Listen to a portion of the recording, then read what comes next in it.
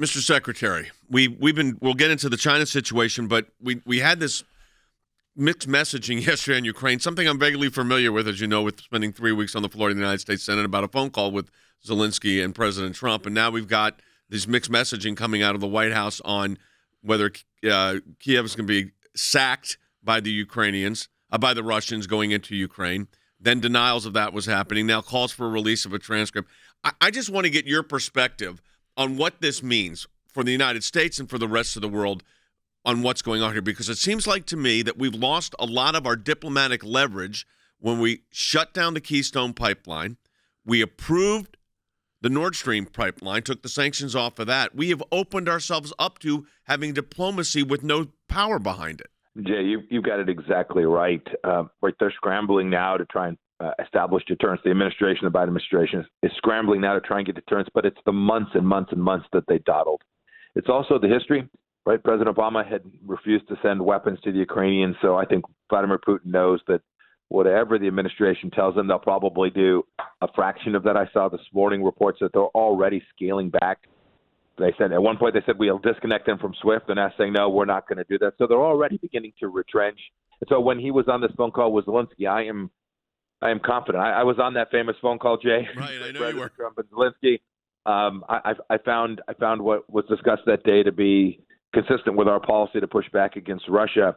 And so to hear this confusion from this call where we didn't speak with absolute singular voice, with real clarity, in a way that the Ukrainian people could come to see that Europe and the United States were going to do all that they could to deter Vladimir Putin, is a actual way you can deliver on the minor incursion statement that President Biden made a few weeks back now. So, Mike, you've been on those calls. You've sat down with these leaders. I've negotiated on the floor of the Senate defending the president on this kind of, political nonsense that was going on when they were trying to impeach him over the phone call that you were on. Here's what I'm concerned about. We're in a situation right now where there's this escalating tension. You got Germany on one side. Europe is pretty divided, mostly because of really Germany. And I'm trying to think to myself, if this were to happen, what does this mean for us in the United States domestically, into our citizens that are watching this broadcast right now, besides gas going to $10 a gallon? This is the important question. We always focused on America first, right? We had friends and allies, but we were always very focused on what does this mean to someone sitting in Nevada or in South Dakota or in New York. And for war in Europe, the instability that would result is not insignificant. You talked about energy prices. The Europeans will suffer energy prices, and we will here in the United States too, because we're frankly not investing in producing our own energy. It'll be a real impact, inflationary for ordinary families. But remember, what builds from that too is even broader inflation. Food prices will go up. The Ukrainians are important participants in the global food marketplace. This has real ramifications for every one of us here in the United States. And then what could follow, too, from demonstrated American weakness, whether that's what Chairman Kim is talking about, launching more missiles in North Korea, opening his nuclear testing back up, or the multiple planes flying in Asia. These are the kinds of things that really begin to put America in a dangerous, risky place. Secretary Pompeo, we're getting demands from Russia and these written response back and forth, but we're also getting demands from China. The Chinese Foreign Ministry put out 3 demands they made to Secretary Blinken on a recent call. 1, the U.S. should stop interfering with the Beijing Winter Olympics. They're upset because we're not sending our diplomats. I can't even believe we're sending anybody there.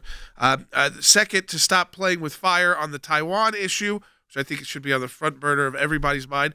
And then 3, stop creating various, this is an interesting one, anti-China cliques to contain China.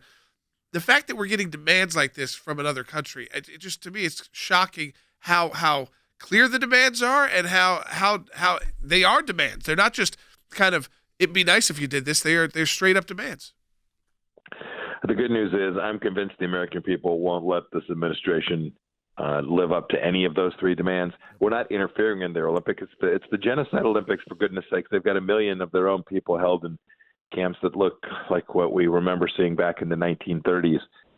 I regret, too, Jordan, that we are sending our athletes to go there and be silenced, to be listened to by every word they say, be listened to by the Communist Party, to have their cell phones taken away from them because they need burner phones, and be told, hey, be really careful if you hold up a Free Tibet sign, is not the American way.